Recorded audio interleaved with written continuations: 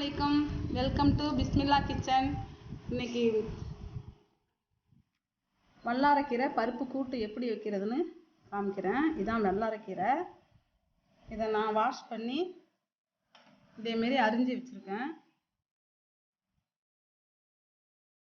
இதுக்கு தேவையான பொருட்கள்: வல்லாரைக்கீரை ஒரு பிடிச்ச பொடி, ஒரு மூடி தேங்காய், ஒரு வெங்காயம், ஒரு கப்பு முருங்கைக்கீரை, பாசிப்பருப்பு ஒரு அரை கப்பு, பூண்டு ஒரு 4-5, 2 வடமிளகா, தேவையான அளவு உப்பு, மஞ்சத்தூள், மிளகாய்த்தூள், ஜீரகத்தூள், சோம்புத்தூள், கடுகு இதெல்லாம் எடுத்துருக்கேன். எப்படி சமைக்கலாம்னு காமிக்கிறேன். பாசிப்பருப்பு வேக வச்சு எடுத்துருக்கேன். வல்லாரைக்கீரை கூட்டு பண்ணுறதை பார்த்துக்குங்க. எண்ணெய் 2 ஸ்பூனு,